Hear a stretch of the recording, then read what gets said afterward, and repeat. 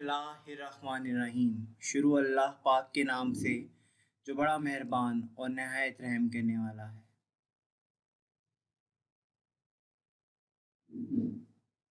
अस्सलामुअलैकुम dear students, welcome to computer class. उम्मीद है आप सब खैरियत से होंगे। स्टूडेंट्स, जैसा कि आप जानते हैं कि लास्ट लेक्चर में हमने चैप्टर नंबर 2 का आगाज़ किया था और चैप्टर नंबर 2 में हमने सिस्टम डेवलपमेंट लाइफ साइकिल के फेजेस को पढ़ा था। हाफ फेजेस को हमने कवर कर लिया था लास्ट लेक्चर में। बाकी हाफ फेजेस जो थे वो रह गए थे, जो आज के लेक्चर में हम कवर करेंगे। इन फेजेस में हमारे पास सबसे पहले डिज़ाइन फेज, फिर कोडिंग, टेस्टिंग, डिप्लॉयमेंट और मेंटेनेंस फेज जो है वो आएंगे। तो आइए आज के लेक्चर की जानिब बढ़ते हैं।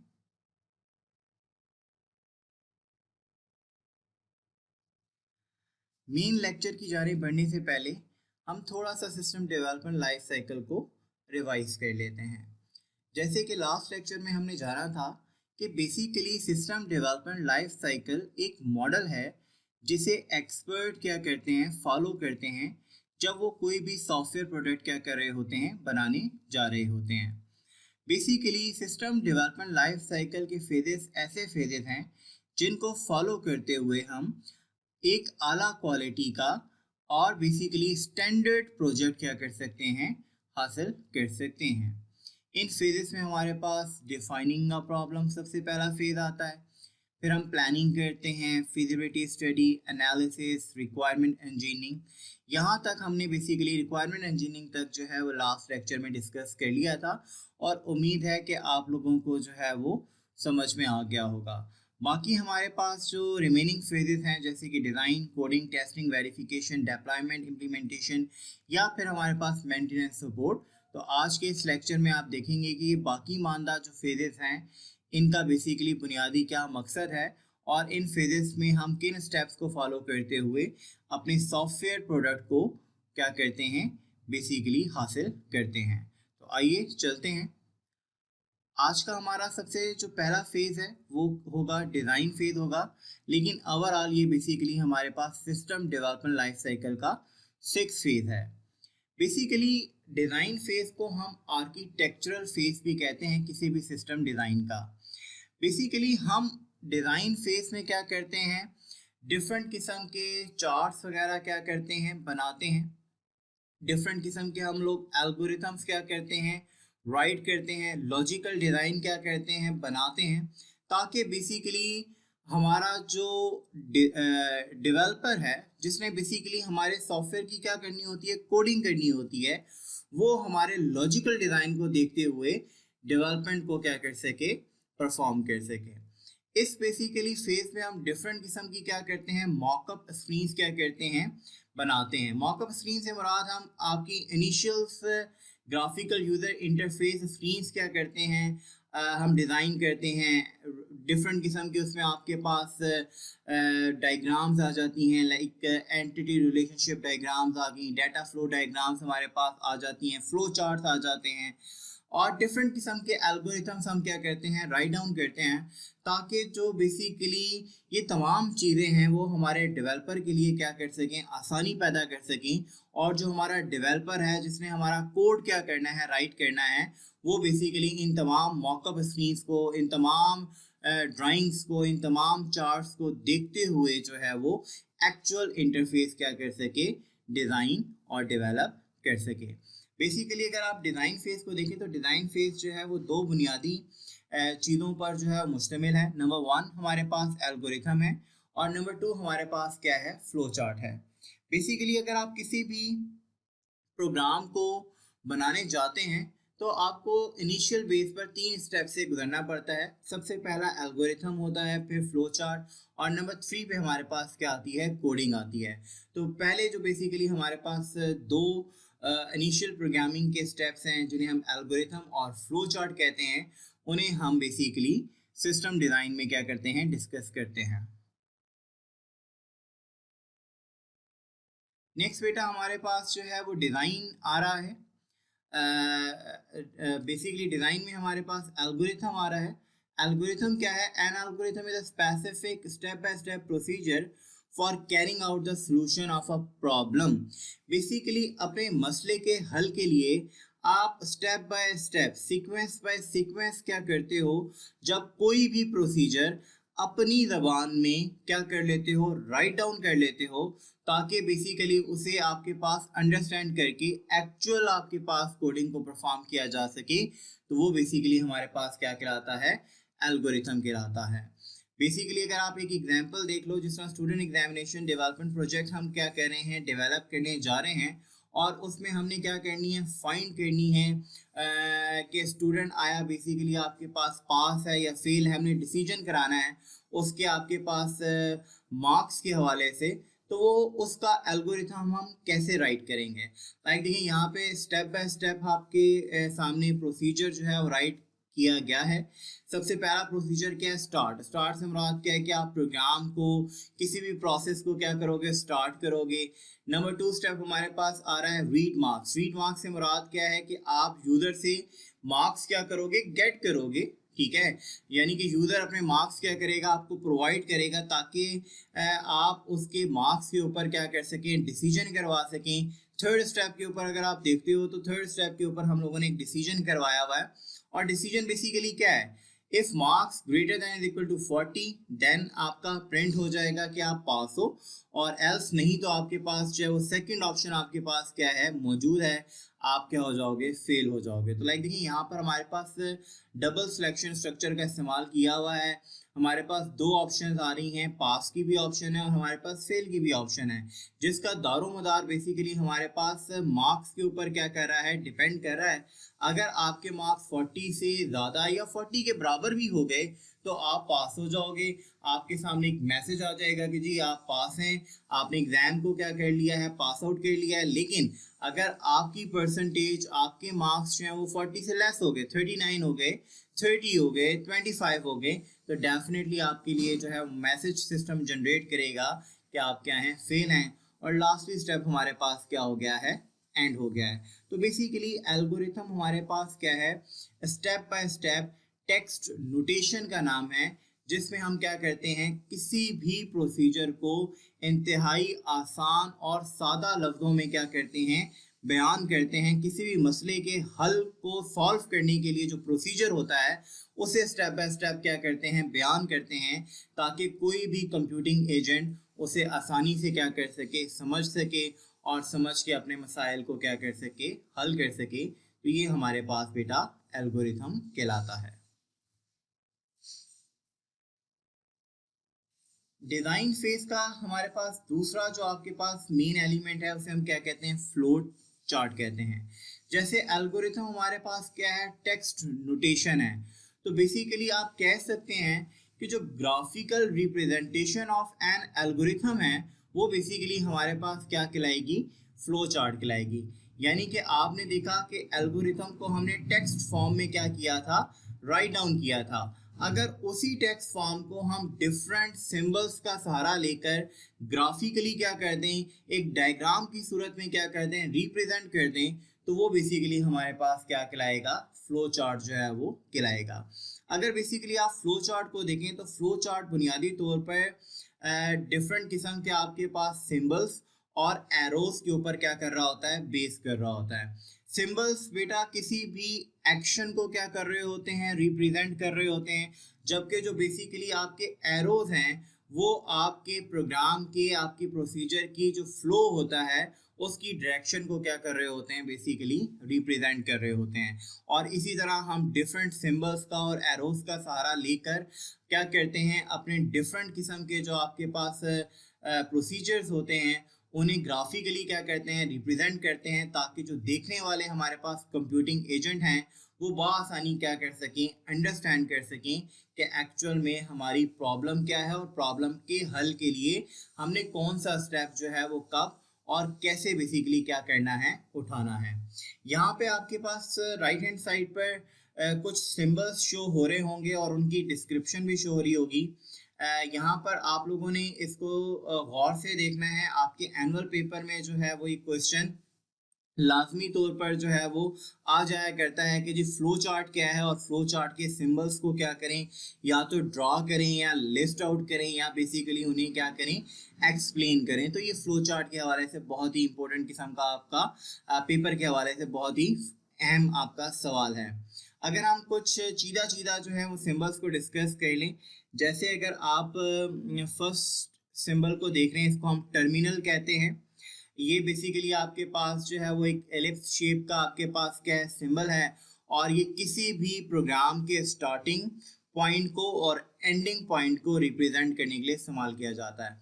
यानी अगर आप कोई प्रोग्राम या कोई एल्गोरिथम राइट करना चाह रहे हैं और बेसिकली आप उसका फ्लो चार्ट बनाना चाह रहे हैं, तो स्टार्ट और एंड की जगह आप ये सिंबल क्या करेंगे, बनाएंगे। नेक्स्ट अगर आप यहाँ पर देखें तो सेकंड हमारे पास जो सिंबल आ रहा है वो एक पैरेललोग्राम की जो है वो बेसिकली आपके पास शक्ल है।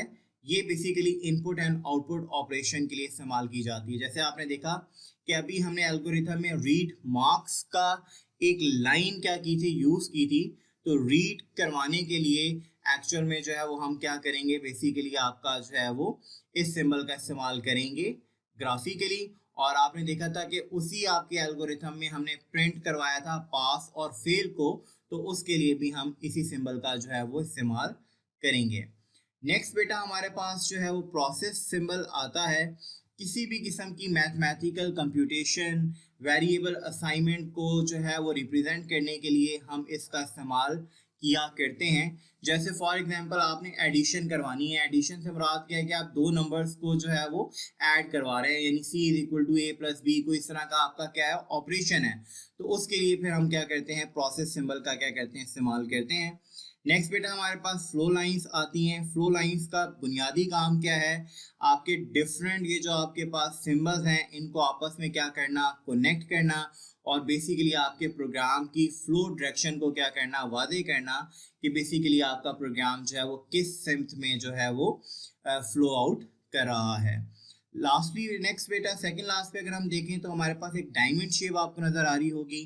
डायमंड शेप किसी भी किस्म के डिसीजन को रिप्रेजेंट करने के लिए इस्तेमाल की जाती है। जैसे कि अगर आप पिछले एल्गोरिथम को देखो, वहां पे हमने इफ की कंडीशन लगाई, डिसीजन लगाया कि if marks greater than is equal to क्या हो, 40 हो। अगर मार्क्स जो है वो आपके 40 से बड़े या उसके बराबर होंगे तो आप पास होगे, और नहीं तो आप क्या हो जाओगे, फेल हो जाओगे। तो बेसिकली जहां पर कंडीशन हम इंप्लीमेंट करना चाह रहे हैं, तो वहां पर आप देखोगे कि हम फ्लो चार्ट के अंदर डायमंड शेप का क्या करेंगे, इस्तेमाल करेंगे।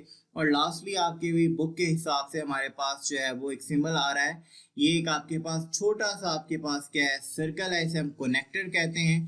बेसिकली ये आपके फ्लो चार्ट के डिफरेंट पार्ट्स को आपस में जो है वो कनेक्ट करने के लिए क्या किया जाता है, इस्तेमाल किया जाता है, ताकि बेसिकली आपके प्रोग्राम की लॉजिकली जो आपके पास फ्लो है उसे बेहतर तरीके से क्या किया जा सके, रिप्रेजेंट किया जा सके। तो बेसिकली हमारे पास फ्लो चार्ट क्या है, वो हमारे एल्गोरिथम का ही क्या है, ग्राफिकली रिप्रेजेंटेशन है, जिसमें हम डिफरेंट सिंबल्स और एरोज का इस्तेमाल करके अपने स्टेप बाय स्टेप जो आपके पास प्रोग्राम का सोल्यूशन है उसे ग्राफिकली क्या करते हैं, रिप्रेजेंट करते हैं, ताकि कोई भी कंप्यूटिंग एजेंट उसे आसानी से क्या कर सके, अंडरस्टैंड कर सके।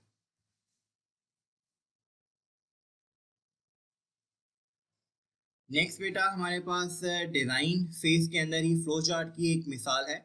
जैसे कि आपने देखा था कि हम लोगों ने एल्गोरिथम राइट किया था जिसमें यूज़र से हमने मार्क्स गेट किए, फिर उस पर एक डिसीजन मेकिंग कराई, और फिर हमने पास या फेल का जो है वो तयन करवाया। तो उसी एग्जाम्पल को रिप्रेजेंट करने के लिए यहाँ पर आपको एक फ्लो चार्ट की एग्जाम्पल दी जा रही है। आप चेक कर सकते हैं, वही सिंबल जो अभी आपको पढ़ाए गए हैं उन्हीं सिंबल्स का इस्तेमाल करते हुए ये फ्लो चार्ट बनाया गया है। सबसे पहले आप स्टार्ट और एंड को देखें। जहाँ पे स्टार्ट और हमारा एंड हो रहा है यानी स्टॉप हो रहा है प्रोग्राम, वहाँ पे हमने एक ओवल टाइप की जो शेप है उसको इस्तेमाल किया है। फिर आपने देखा था कि इनपुट के लिए हम पैरेललोग्राम यूज़ कर रहे थे, तो रीड मार्क्स के लिए हमने पैरेललोग्राम का इस्तेमाल कर लिया। फिर आप देख रहे हैं कि कंडीशन जो हमने लगाई थी, तो उस कंडीशन के लिए डायमंड शेप का जो है वो इस्तेमाल किया है। यहाँ पे कंडीशन चेक हो रही है कि अगर हमारे marks greater than is equal to 40 हो। अब यहाँ पे लाइक देखें डिसीजन है, और डिसीजन बेसिकली कौन सा है, डबल सिलेक्शन है। तो यहाँ पर हमारे पास दो जो हैं वो पैराए आपके पास आ जाते हैं, या तो आपकी कंडीशन ट्रू होगी या आपकी कंडीशन क्या होगी, फॉल्स होगी। अगर आपकी कंडीशन जो है वो क्या होती है, ट्रू होती है, तो आपका कंट्रोल राइट हैंड साइड पर क्या होगा, मूव होगा और प्रिंट हो जाएगा। क्या प्रिंट हो जाएगा, पास। और इन केस अगर आपकी कंडीशन फॉल्स हो जाती है तो आपका कंट्रोल डाउनवर्ड आएगा और क्या हो जाएगा, बेसिकली आपके पास प्रिंट हो जाएगा, क्या हो जाएगा, फेल। प्रिंट के लिए भी आप लाइक देख लें, जिस तरह हमने आपको बताया कि इनपुट आउटपुट ऑपरेशन के लिए हम पैरेललोग्राम ही यूज़ करते हैं, तो यहाँ पर जो है प्रिंट के लिए भी हम लोगों ने जो है पैरेललोग्राम का ही इस्तेमाल किया है। और फिर हमारे पास जो है हमारा प्रोग्राम क्या हो जाएगा, स्टॉप हो जाएगा। तो ये बेसिकली हमारे पास एक फ्लो चार्ट की क्या है, एग्जाम्पल है, जो कि आपकी उसी एग्जाम्पल को क्या करी है, रिप्रेजेंट करी है, जिसे हमने एल्गोरिथम में क्या किया है, डिस्कस किया है।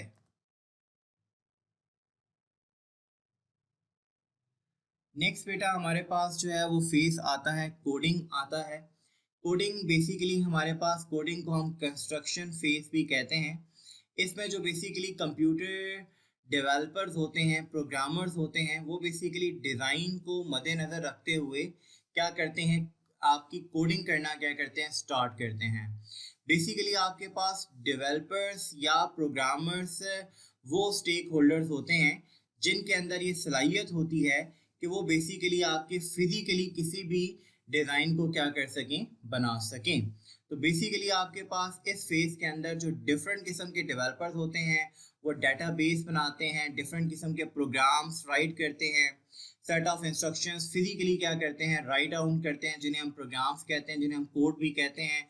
और बेसिकली उन प्रोग्राम्स, उन सेट ऑफ इंस्ट्रक्शंस के ज़रिए वो आपका एक्चुअल यूज़र इंटरफेस क्या करते हैं, बनाते हैं, आपका एक्चुअल सॉफ्टवेयर क्या करते हैं, डेवलप करते हैं, जो कि आपके लिए कोई भी स्पेसिफिक किस्म का क्या करता है, टास्क परफॉर्म करता है। कंस्ट्रक्शन फेज में बेटा जो डेवलपर्स होते हैं वो बेसिकली आपके पास बार बार क्या करते हैं, आपके क्या करते हैं, डमी डाटा को लेकर आपके पास जो है वो सैंपल डाटा को लेकर क्या करते हैं, उस सॉफ्टवेयर को, उस प्रोडक्ट को क्या करते हैं, रन करते हैं, टेस्ट करके देखते हैं, ताकि बेसिकली जो है वो एक अच्छी प्रोडक्ट जो है वो क्या की जा सके, बनाई जा सके, और आपके जो कोड है उसे बेसिकली क्या किया जा सके, मज़ीद बेहतर और रिफाइन किया जा सके। नेक्स्ट बेटा हमारे पास जो भी हम कोड क्या करते हैं, राइट करते हैं, वो किसी ना किसी प्रोग्रामिंग लैंग्वेज में जो है वो बेसिकली क्या करते हैं, राइट करते हैं। और कोडिंग को बेसिकली आप कंप्यूटर प्रोग्रामिंग का नाम भी देख सकते हैं। आपको जैसे इस जो है बुक के इंट्रोडक्शन में ही बताया गया था कि आपकी जो सेकेंड ईयर की बुक है वो मेजॉरिटी जो है वो आपकी कंप्यूटर प्रोग्रामिंग लैंग्वेज के ऊपर जो है वो क्या कर रही है, बेस कर रही है। इसीलिए बेटा आपको कोडिंग की जो एग्जांपल दी जा रही है वो उसी प्रोग्रामिंग लैंग्वेज की एग्जांपल दी जा रही है जो आपकी बुक के अंदर क्या है, शामिल है। बुक में आपने जो है वो C++ लैंग्वेज को क्या करना है, रीड आउट करना है। तो आपकी स्क्रीन के सामने इस वक्त जो है वो बेसिकली एक प्रोग्राम लिखा हुआ है, एक सेट ऑफ इंस्ट्रक्शन लिखी हुई है, जो कि बेसिकली C++ प्रोग्रामिंग लैंग्वेज को फॉलो करते हुए, उसके साइंटेक्स को, उसके रूल एंड रेगुलेशंस को फॉलो करते हुए बेसिकली आपके पास जो है वो रिप्रेजेंट की गई है। इसमें बेसिकली हमारे पास जो प्रोग्राम है, जो हमारे पास प्रोजेक्ट है, जो हमारा प्रॉब्लम है वो सेम है, जो कि हमने एल्गोरिथम में क्या किया, डिस्कस किया, और जो बेसिकली हम लोगों ने जिसका हमने क्या किया, फ्लो चार्ट बनाया। अब आप यहाँ पर देख रहे हैं कि हम उसका फिजिकली क्या कर रहे हैं, कोड कर रहे हैं। और कोड करने के लिए लाइक देख रहे हैं कि आप डिफरेंट किस्म के आपके पास हम लैंग्वेज का इस्तेमाल कर रहे हैं। C++ लैंग्वेज है, इसमें आप देख रहे होंगे iostream.h, include conio.h, int main, return 0, get ch, else, cout, ये डिफरेंट किस्म की आप कमांड्स देख रहे होंगे। ये एक्चुअल कमांड्स हैं जो C++ लैंग्वेज का हिस्सा हैं। अभी आपने फिलहाल इसे देखकर क्या नहीं होना, परेशान नहीं हो जाना कि ये बेसिकली क्या चीज़ है। इंशाल्लाह आप देखोगे कि जब हम स्टेप बाय स्टेप बढ़ेंगे बुक के अंदर, और हम नेक्स्ट चैप्टर्स को क्या करेंगे, जब रीड आउट करना शुरू करेंगे, तो आप ये लैंग्वेज बड़ी आसानी से क्या कर जाओगे, सीख जाओगे, और फिर आपको अंडरस्टैंड हो जाएगा कि बेसिकली यहाँ पे हमने लिखा क्या है। लेकिन जस्ट जनरली अगर मैं आपको एक्सप्लेन करूँ तो ये हमारे पास एक सिंपल सा प्रोग्राम है जो यूज़र से क्या कर रहा है, परसेंटेज जो है मार्क्स की गेट कर रहा है, और गेट करने के बाद फिर डिसीजन हो रहा है अगर आपकी परसेंटेज 40 से अबव है या बराबर है या इक्वल है आपके पास, तो बेसिकली आप के लिए एक मैसेज प्रिंट किया जा रहा है जो कि पास का है, और इन केस अगर आपकी परसेंटेज 40 से लेस है तो आपके लिए एक मैसेज जनरेट किया जा रहा है जो कि फेल का है। तो ये बेसिकली हमारे पास कोडिंग फेज कहलाता है, जिसमें बेसिकली आपके जो प्रोग्रामर्स होते हैं, जो डेवलपर्स होते हैं, वो बेसिकली क्या करते हैं, आप लोगों के लिए सेट ऑफ इंस्ट्रक्शंस को किसी भी प्रोग्रामिंग लैंग्वेज के अंदर राइट करते हैं, और राइट करके आपके लिए एक्चुअल जो सॉफ्टवेयर इंटरफेस है वो क्या करते हैं, बनाते हैं।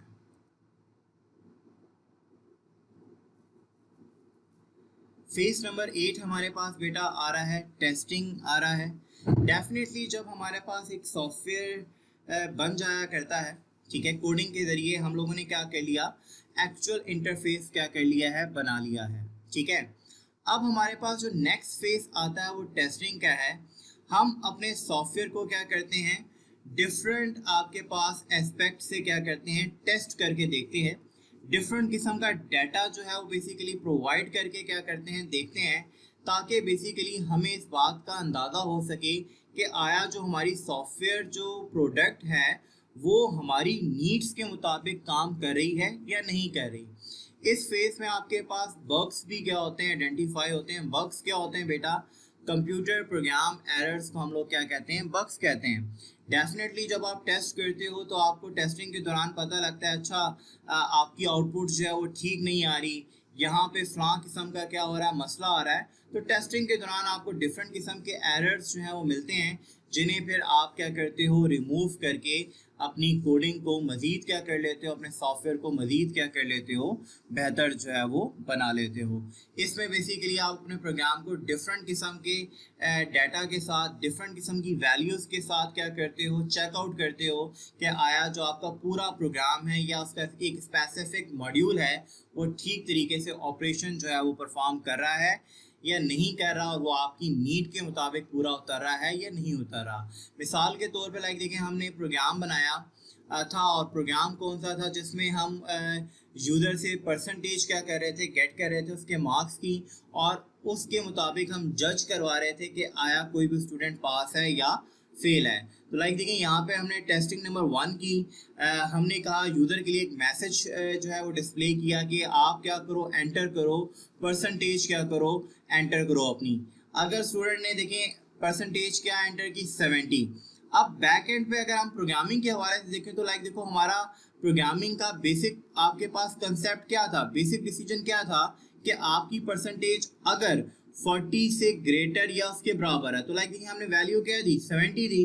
क्या 70 जो है वो 40 से बड़ा होता है, तो डेफिनेटली 70 क्या है, 40 से बेसिकली क्या है, बड़ा है। तो हमारा डिसीजन क्या हो गया, ट्रू हो गया। तो डेफिनेटली हमारी स्क्रीन के ऊपर, आउटपुट स्क्रीन के ऊपर, कंसोल स्क्रीन के ऊपर एक मैसेज प्रिंट हो गया, और मैसेज हमारे पास क्या है, पास का मैसेज जो है वो प्रिंट हो गया। इन केस अगर आप टेस्ट 2 के साथ जाते हो तो टेस्ट 2 में हमारे पास क्या होता है कि हमने दोबारा आपके पास इस प्रोग्राम को क्या किया, टेस्ट करके देखा, जिसमें हमारे पास मैसेज आया enter percentage of the student. हमने दोबारा से क्या की, वैल्यू देखी, वैल्यू दी, और वैल्यू इस दफ़ा हमने क्या दे दी, चेंज कर दी, हमने 20 दे दी। दोबारा से हमारे प्रोग्राम को क्या किया गया, डिसीजन के साथ जो है वो आपका मैच किया गया। डिसीजन क्या था हमारा कि अगर आपकी परसेंटेज 40 से ग्रेटर और इक्वल हो, 20 को अगर आप देखें तो 20 ना ही 40 के इक्वल है ना ही 40 से ग्रेटर है, तो हमारा डिसीजन क्या हो गया, फॉल्स हो गया। तो इसकी बुनियाद पर हमारे पास जो फाइनली रिजल्ट आया वो क्या था, फेल था। हमारी आउटपुट स्क्रीन के ऊपर क्या हो गया, शो ऑफ हो गया, फेल हो गया। तो बताने का मकसद बेसिकली क्या है कि टेस्टिंग फेज में आप अपने प्रोग्राम को डिफरेंट एस्पेक्ट से क्या करते हो, चला कर देखते हो, डाटा प्रोवाइड करते हो, इनिशियल वैल्यूज़ क्या करते हो, देते हो, और ये चेक करते हो कि आया जो बेसिकली आपका प्रोग्राम है आपका जो सॉफ्टवेयर प्रोडक्ट है वो आपके मुताबिक जो है वो नताइज दे रही है या नहीं दे रही, या कोई बग्स आ रहे हैं, कोई कंप्यूटर प्रोग्राम एरर्स आ रहे हैं जिन्हें बेसिकली इस स्टेज में रिमूव करना जो है वो लाजमी है। तो बेसिकली ये फेज हमारे पास क्या कहलाता है, टेस्टिंग फेज कहलाता है।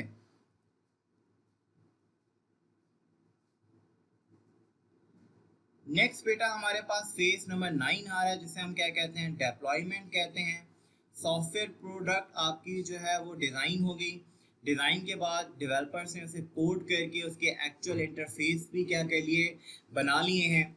नेक्स्ट आपके पास जो आपकी प्रोडक्ट है वो टेस्ट करके भी देख ली गई है, उसे जांच लिया गया है और वो बिल्कुल ठीक तरीके से क्या कर रही है, परफॉर्म कर रही है।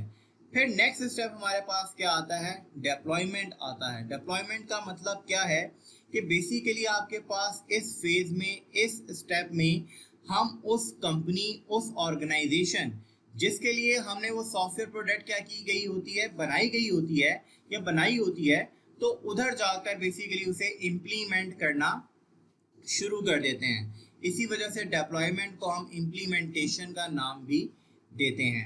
एक्चुअल में अगर हम इम्प्लीमेंटेशन या डेप्लॉयमेंट को देखें तो इस फेज में हम 3 तरह के जो है वो बेसिक काम जो है वो परफॉर्म करते हैं।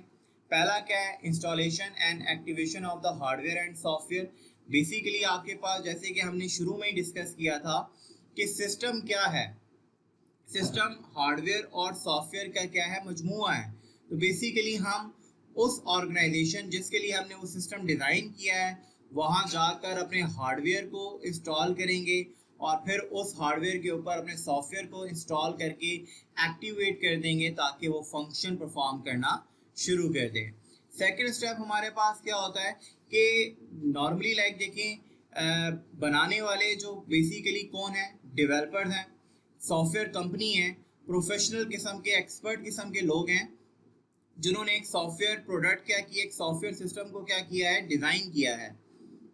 अब नॉर्मली जिस ऑर्गेनाइजेशन में वो सिस्टम नाफिज किया जाना है वहाँ पे लोग जो है वो बेसिकली क्या नहीं कर सकते, उस सॉफ्टवेयर को नहीं चला सकते, उस वक्त तक नहीं चला सकते जब तक कि उनको प्रॉपरली ट्रेन ना किया जा सके। तो बेसिकली आप देखोगे कि इस फेज के अंदर हम लोग क्या करेंगे, उन तमाम जो आपके पास पर्सनल होते हैं, जो आम लोग होते हैं उस कंपनी के, उस ऑर्गेनाइजेशन के, जिनके लिए हम लोगों ने सॉफ्टवेयर प्रोडक्ट बनाई है, वहाँ जाकर उनको ट्रेनिंग प्रोवाइड करेंगे ताकि वो बेसिकली प्रोडक्ट को, सॉफ्टवेयर प्रोडक्ट को आसानी के साथ एफिशिएंटली क्या कर सकें, एग्जीक्यूट कर सकें, चला सकें। नेक्स्ट बेटा हमारे पास आती है, इसमें कन्वर्जन आती है। कन्वर्जन आपके पास क्या है, the process of changing from the old system to the new one is called conversion. Definitely like देखिए, किसी भी ऑर्गेनाइजेशन जिसके लिए आपने एक नई चीज़, नया सिस्टम, नया जो है सॉफ्टवेयर प्रोडक्ट क्या की है, बनाई है, तो उसमें पहले से कोई पुराना सिस्टम लाजमी तौर पर क्या कर रहा होता है, एग्जीक्यूट कर रहा होता है। तो कन्वर्जन से मुराद क्या है कि हम पुराने सिस्टम को क्या करेंगे, आपके नए सिस्टम के साथ जो है वो क्या कर देंगे, तब्दील कर देंगे। एक्चुअल में कन्वर्जन के हमारे पास डिफरेंट किस्म के क्या हैं, मेथड्स हैं जिनको हम क्या कर लेते हैं, डिस्कस कर लेते हैं। एक्चुअल में हमारे पास जो है वो सबसे पहले डायरेक्ट इम्प्लीमेंटेशन आती है, पैरेलल इम्प्लीमेंटेशन है, फेस्ड इम्प्लीमेंटेशन है, या पायलट जो है वो आपकी इम्प्लीमेंटेशन है। ये 4 आपके पास तरीक़ेकार हैं जिनको आप फॉलो करते हुए किसी भी आप जो है वो सिस्टम को क्या करते हो, डिप्लॉय करते हो। डायरेक्ट इम्प्लीमेंटेशन को अगर हम देखें, this method involves the old system being completely dropped and the new system being completely implemented at the same time. The old system is no longer available. Direct implementation से मुराद क्या है कि पुराने system को इस्तेमाल करना बंद कर देना है और उसकी जगह नए सिस्टम को नाफिज कर देना है, इंस्टॉल कर देना है, ताकि जो आपकी कंपनी है, ऑर्गेनाइजेशन है, वो सिर्फ नए सिस्टम को क्या कर सके, इस्तेमाल कर सके, जबकि ओल्ड सिस्टम को टोटली तौर पे क्या कर दिया जाता है, ख़त्म कर दिया जाता है। जैसे कि आप डायग्राम में देख भी रहे होंगे कि ओल्ड सिस्टम क्या हो गया, आपका एलिमिनेट हो गया और उसकी जगह न्यू सिस्टम ने जो है वो काम करना शुरू कर दिया है। इसे हम डायरेक्ट इम्प्लीमेंटेशन या डायरेक्ट डेप्लॉयमेंट कहते हैं।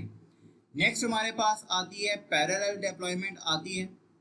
The parallel method of implementation involves operating both systems together for a period.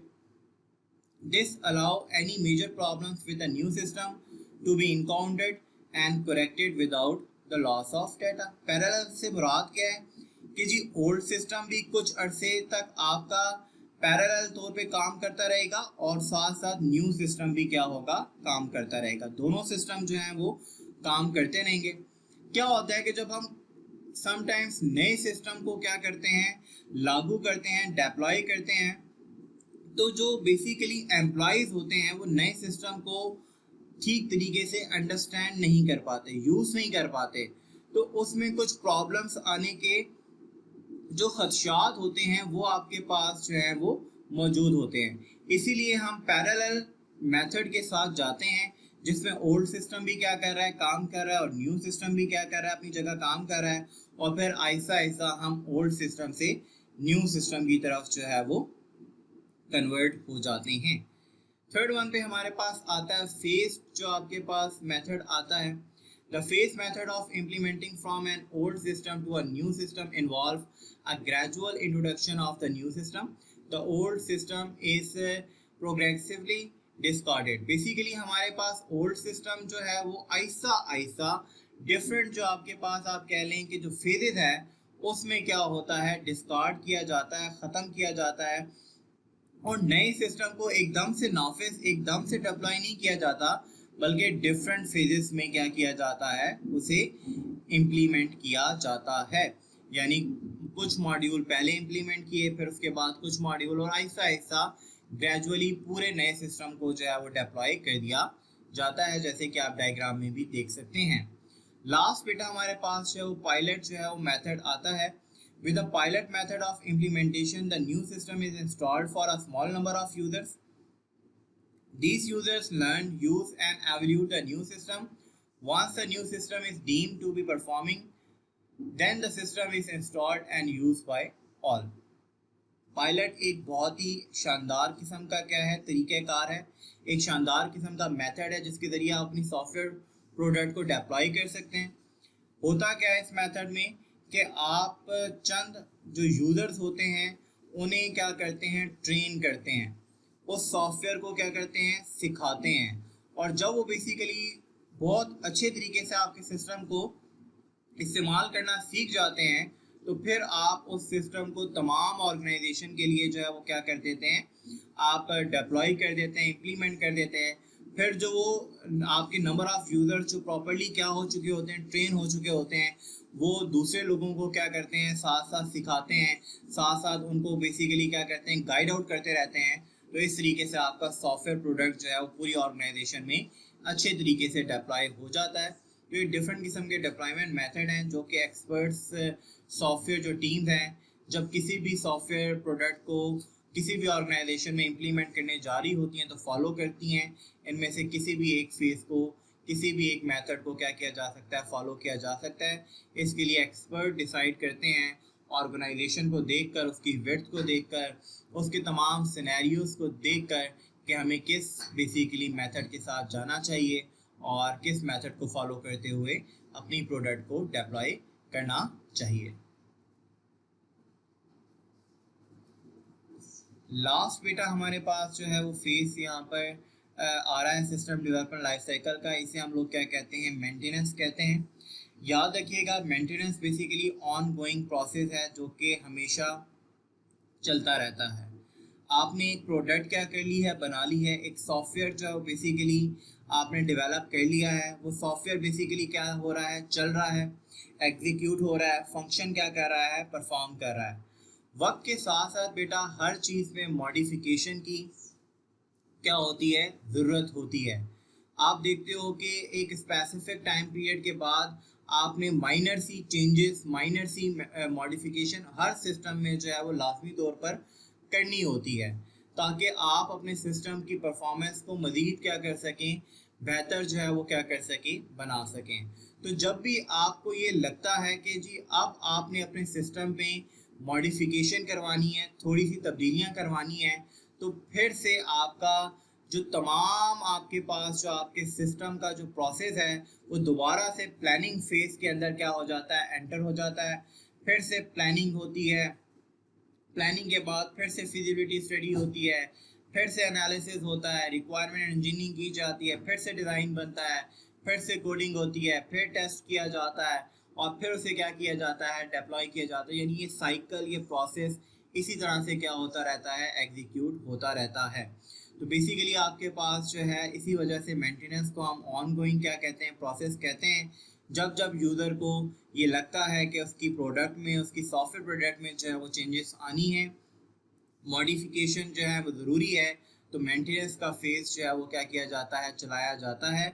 और इसमें बेसिकली फिर आपके सिस्टम को जो है वो माइनर तौर पे मॉडिफाई कर लिया जाता है, रिपेयर कर लिया जाता है, या फिर आपके पास जो है वो एग्जिस्टिंग सिस्टम में वाइडली किस्म की क्या की जाती हैं, चेंजेस की जाती हैं।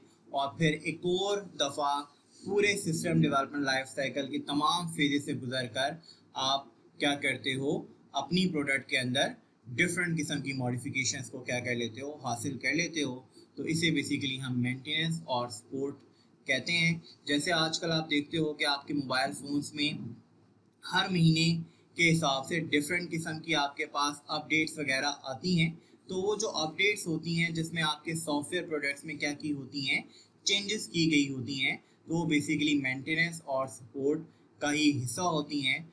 और वो आपकी आरा के मुताबिक, आपकी डिमांड के मुताबिक, आपकी नीड्स के मुताबिक आपके किसी भी सॉफ्टवेयर प्रोडक्ट में क्या की जाती हैं, चेंजेस की जाती हैं। तो यहाँ पे बेटा हमारे पास सिस्टम डेवलपमेंट लाइफ साइकिल का जो पूरा टॉपिक है वो कंप्लीट हो जाता है। उम्मीद है आपको सिस्टम डेवलपमेंट लाइफ साइकिल समझ में आया होगा, इसके तमाम फेजेस जो हैं वो आपको समझ में आए होंगे। इन केस अगर किसी स्टूडेंट को किसी भी फेज़ में, किसी भी स्टेप में कोई भी इशू है, तो आप अपनी क्यूरीज और क्वेश्चन जो है वो पूछ सकते हैं। इसके लिए आप ईमेल कर सकते हैं sir.usamattalib@theratofscholars.edu.pk की वेब ईमेल आईडी पर। इसके अलावा बेटा गूगल क्लासरूम की स्ट्रीम के ऊपर आप अपना क्वेश्चन या क्यूरी क्या कर सकते हैं, अपलोड कर सकते हैं। और जो हमारा लाइव जो जूम आपके पास क्यूरी सेशन होता है, उसमें भी आप अपने क्वेश्चन और क्यूरीज क्या कर सकते हैं, पूछ सकते हैं। अपना बहुत सारा ख्याल रखिएगा। इंशाल्लाह नेक्स्ट लेक्चर के साथ बहुत जल्द आप लोगों से मुलाकात होगी। अल्लाह हाफिज़।